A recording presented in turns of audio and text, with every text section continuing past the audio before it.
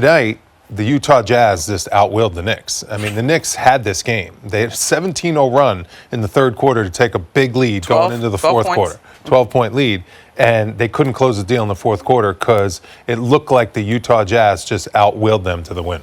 Monica Waller just mentioned it. I mean, the Knicks in the third quarter were dominant. They go 17-0 run. Mm-hmm. I mean, you saw the defensive adjustments in the second half, taking the ball out of Donovan Mitchell's hand a little bit. They're moving the basketball better as a team. I mean, at this point, they still had some energy, right? Like, you're getting second chance opportunities, whether it's RJ, Mitch, Randle. I mean, there was just more life about what this team was trying to do. And in taking shots, there was even more follow-through. I think by the time you got to the fourth quarter, some shots that you would think might fall, you see a little bit of fatigue on those shots and they weren't falling.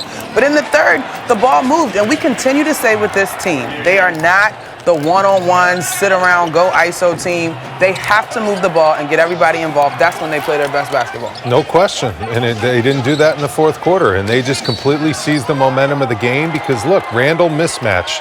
He makes a decisive decision. He's making his move from 8 feet away from the basket, not 25 feet. Mm-hmm. I mean, the Utah Jazz defense in the fourth quarter, they just pushed the Knicks so far away from the basket that I was looking. They set a pick and roll with Fournier and Randle, and they just switched it, and all of a sudden Randle had the ball with 7 seconds left on the shot clock, 25 feet from the basket. Yeah. That's not good offense. That's not making the defense work. Mm-hmm. That's just a bad possession where you're just asking your best player, your star player, to just make a heroic play at the end of the shot clock when the defense is loaded up on him. It's a tough position for Randle to be in. Yeah. He needs someone to help him get the ball at his spots where he's effective, like he was in the third quarter, 10 feet from the basket with a mismatch, not 25 feet from the basket with Donovan Mitchell pushing on him, in his legs, just making it difficult for him to dribble the ball. Yeah.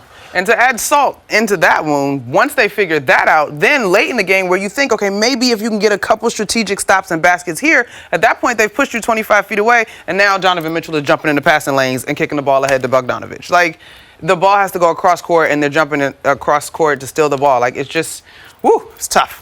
Take us through the fourth quarter. It's when the game was decided. Well, that's what it is. It's winning time, and in the NBA, there are going to be runs in the first three quarters, but it's going to come down to who wants to make the big shots and the big plays. And it all started with the Jazz defense. They have proven winners. There's Mike Conley knocking down that big three. That's like the only basket the Knicks were able to muster in the last 5 minutes. A dribble handoff from 28 feet by Fournier. And then Randle with the turnover here.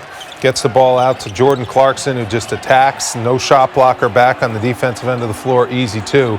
And these 2 threes by Royce O'Neal. Right? Had one all night. Had one all night. Hit 2 back to back. But at the same time, you're playing with a little bit of fire because the Jazz shot 25% from 3, 12 for 48. So they were awful from outside compared to what they normally do, and you still couldn't find a way to get the win. That was a huge bucket there by Alec Burks that tied the game up. But then the Fournier turnover, Fournier's been pretty solid down the stretch of games, just going up against a tough defender, just lost the ball off his leg, leads to an easy 2. Those easy baskets in a game like this, you can't afford to be on the wrong side of. Mm-hmm. When you're on the wrong side of those baskets, it was hard for both teams to get good shots and score. Those are the plays that are just going to kill you. And I feel for the guys because they put a heroic effort in. But the execution down the stretch, they just don't have the personnel right now to make the game easy at the end of the game. Yeah, and I know that I personally would have loved to see a whole lot more fast break points. They only have 4, but you got to know 4 for the game? 4. That's it? I'll double-check courtside. That's what I saw.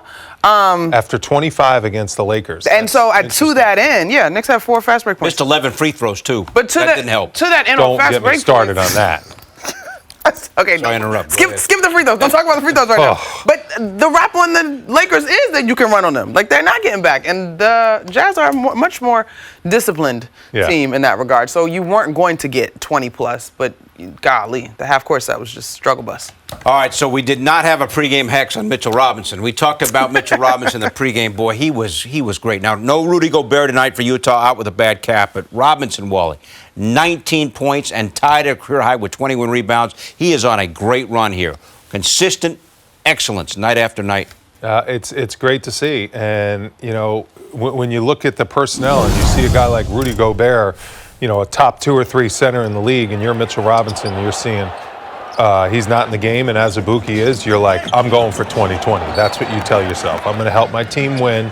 I'm going to do everything to dominate the paint, and he absolutely did it. He did it against another guy, Hassan Whiteside, who's a very formidable center in this league. He's been around a long time. He's strong. He's a great rebounder, great shot blocker.